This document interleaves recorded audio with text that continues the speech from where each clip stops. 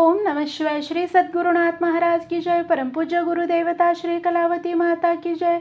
जय राधे कृष्ण, जय गोपाल कृष्ण, श्री गुरुदेव दत्त। ओम नमः शिवाय। हा व्हिडिओ स्किप न करता शेवटपर्यंत बघा, खूप उपयोगी व्हिडिओ आहे। 2-3 दिवसात बरेच कॉल आणि मेसेजेस यायला लागलेले आहेत, म्हणजे अनुभवाचे तर येत आहेत, पण अनुभवाचे व्हिडिओ जे पण शेअर करणार आहेत त्यांना मी सांगेन, खरंच व्हिडिओ स्किप करू नका, खूप महत्त्वाची माहिती यात मिळणार आहे तुम्हाला। तर जे पण बंधू भगिनी आता अनुभवासाठी फोन करायला लागलेत, तर त्यांनी म्हणजे प्लीज 2-3 दिवस फोन करू नका। म्हणजे मंगळवारपासून तुम्ही जर कॉल केले तर मी रिसीव करेन का, तर ह्या 2-3 दिवसात म्हणजे आधीचे जे व्हिडिओ आहेत ते पोस्ट करते। कसं आहे, आधीचे म्हणजे जवळजवळ 6-7 अजून व्हिडिओ आहेत, 7-8 व्हिडिओ असतील, आणि काय व्हायला लागले, मी सगळ्यांचं रेकॉर्डिंग वगैरे करून घेता, पण त्याच्यावरती काम करावे लागते। ते अनुभव 2-4 वेळा ऐकावे लागतात आणि मग त्याच्यानंतर ते कशा पद्धतीनं मांडायचं हे बघायला लागते, आणि मग ते मांडल्यानंतर मग एडिटिंग करावं लागते आणि मग पोस्ट होतात।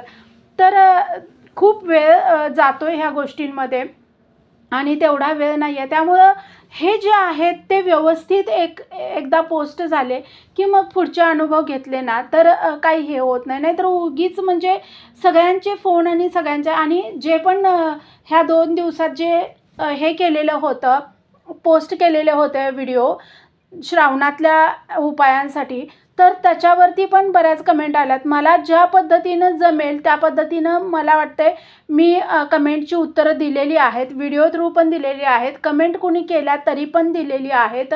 जर आणखी काही जणांच्या अशा शंका आहेत की गावाला गेले तर काय करायचं, हे बघा, आता आपल्या आईने असं कुठंही नियम लावलेले नाही आहेत। म्हणजे मला बाकीचं काही माहिती नाही, पण आईने कुठंही असा नियम लिहिलेला नाही, किंवा आईने कुठंही असं लिहिलेलं नाही आहे की तुम्ही गावाला वगैरे गेला तर तुम्ही तिथं सेवा नाही करू शकत। तुम्ही जगाच्या पाठीवर कुठं जरी गेला तरी उपासना आणि सेवा ही तुमची अखंड चालू असली पाहिजे।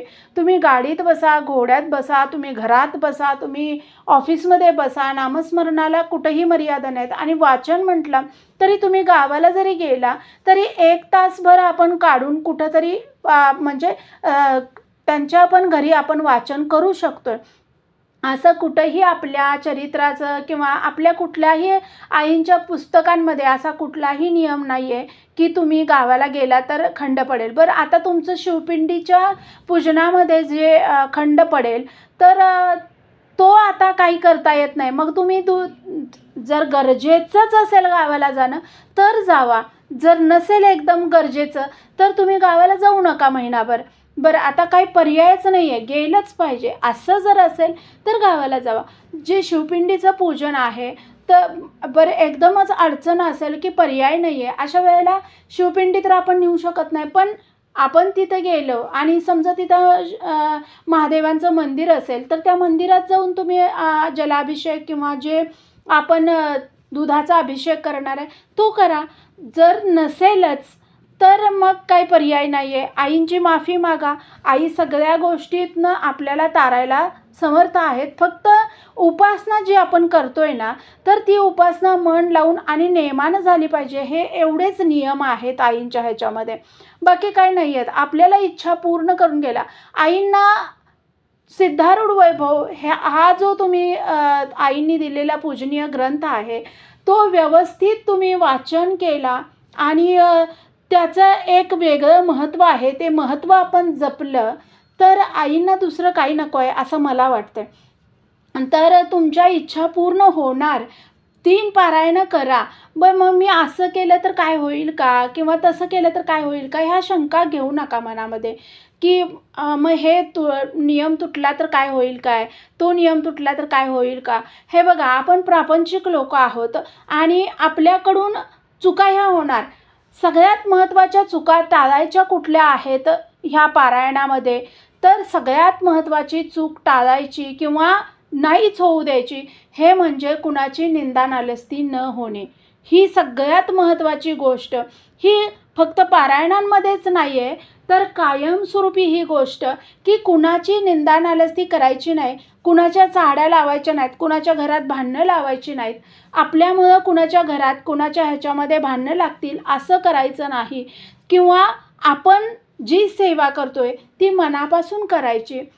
आपल्या आईंनी आपल्याला जे गोष्टी सांगितलेल्या आहेत, आपल्या घरातली स्वच्छता, आपल्या देवाऱ्याची स्वच्छता वगैरे, हे जे नियम सांगितलेले आहेत ते जरूर पाळले पाहिजेत.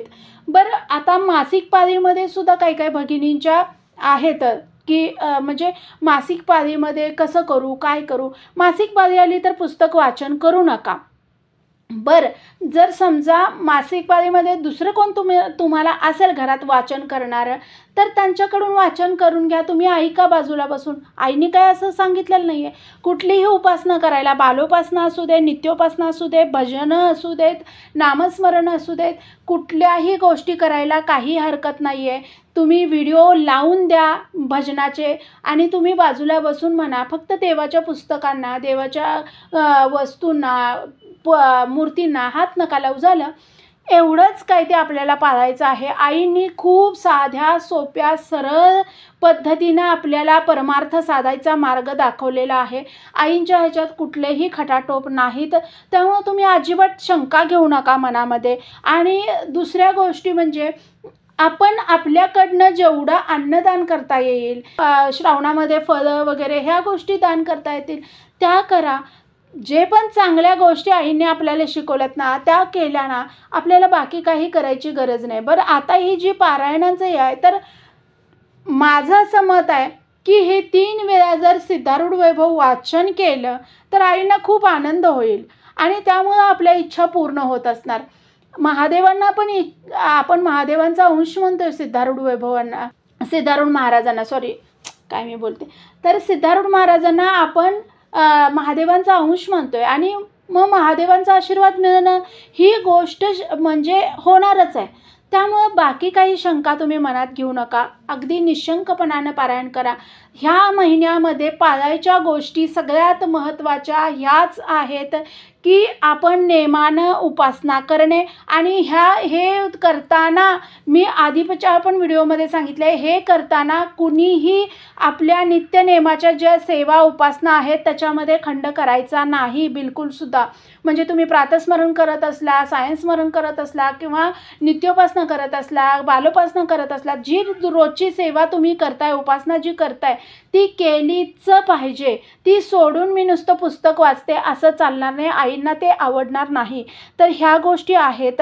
आणि ज्या पण बंधू भगिनींच्या आणखी एक प्रश्न आलेला होता की मधून उठलं तर चालेल का वगैरे, तर त्यांना मी सांगितलेलंच आहे. पण आणि शंका कुणाला अशी जर असेल तर हे बघा, खरंच आपण प्रापंचिक लोक आहोत. एकदम अडचणच आहे. आता हे उठायलाच पाहिजे, म्हणजे घरात कोण नाही आहे, बेल कोणतरी बाहेर वाजवत आहे आणि मग तुम्ही नाही उठून चालेल का? बरं, फार इमर्जन्सी नसेल तर आपण दुर्लक्ष करू शकतो आता आणि करायलाच पाहिजे. पण उठायलाच पाहिजे, त्याला गत्यंतरच नाही. अशी जर गोष्ट असेल तर आपल्याला उठावंच लागेल, तर त्यावेळेला चालेल. पण तुम्ही 17 वेळा हे करायचं आहे, हे लक्षात नाही म्हणून त्याला उठलो, त्याच्यासाठी उठलो, ह्याच्यासाठी उठलो, अशा गोष्टी करू नका. तुम्ही जे पण करायचं आहे ते मनापासून करा. आणि अर्धं थोडं सकाळी, थोडं संध्याकाळी, थोडं असं नका करू. तर एका टाईमला बसलाय ना तर त्यावेळेलाच पूर्ण बेल आपल्याला एकदाच वाचायचं आहे ना, एकच बेल वाचायचं आहे का नाही, तर तो पूर्ण झाल्याशिवाय हे करू नका. अर्धा बेल सकाळी करू का आणि संध्याकाळी अर्धा, तर तसं करू नका. म्हणजे जे पण करायचं आहे ते एक म्हणजे जी वेळ तुम्हाला जमते ना. आणि वाचनासाठी समजा काही एका ताईंचा फोन आलेला होता की 7 ते 12 मला अजिबात म्हणजे अजिबात ताई, मी कितीही प्रयत्न केला तरी मला वेळ मिळत नाही. दुपारी 3 नंतरसुद्धा मी पॅक आहे पूर्ण. माझं भजन पण असतं सायन्स स्मरणाचं आणि नंतर मला अजिबात वेळ मिळत नाही, काय करू? तर हे बघा, आईने कुठंही असं लिहिलेलं नाही आहे. मग तुम्ही दुपारी करा 12 ते 3मध्येच जमत असेल तर करा. आईने फक्त उपासनेला महत्त्व दिलेलं आहे. फारच अडचण असली तर तुम्ही ह्या वेळेत करा. समजा आपण मॅनेज करू शकतोय तरीही आपल्या आळसामुळं म्हणा किंवा मला आज फार कंटाळा आला होता म्हणून असं असेल तर तिथं चुकीला माफी आपल्या आई देणार नाहीत. पण जर खरंच आपली अडचण असेल खूप मोठी तर आई असं कधीही म्हणणार नाहीत की तुम्ही प्रपंचातल्या सगळ्या गोष्टी सोडा, घरच्यांना उपाशी ठेवा किंवा घरची कामं करू नका आणि मग पूजाच नुसती करत बसा, असं कुठंही आई सांगणार नाहीत. आईंनी सांगितलेलंही नाही. त्यामुळे सगळ्या गोष्टी करून आपल्याला ह्या गोष्टी करायच्या आहेत. सेवा कुठल्याही न सोडता, उपासना आपल्या नित्याच्या न सोडता ही गोष्ट करायची आहे. तर आणखी काही महत्त्वाच्या गोष्टी ज्या आहेत त्या मी शेअर करायला लागले. मला अनुभवाचे व्हिडिओ पण शेअर करायचा आहे. तो अनुभवाचा व्हिडिओ पण आज आहे शुक्रवार आणि आजच मी हा व्हिडिओ बनवायला लागलेला आहे. तर अजून अनुभवाचे व्हिडिओ मला पोस्ट करायचे आहेत. तर ते अनुभवाचा व्हिडिओ पण येईल 6-7 वाजेपर्यंत. तर व्हिडिओ आवडला तर like, share and subscribe. Shri Sadgurunath Maharaj की जय. परमपूज्य गुरुदेवता श्री कलावती माता की जय. जय राधे कृष्ण, जय गोपाल कृष्ण. श्री गुरुदेव दत्त. ओम नमः शिवाय.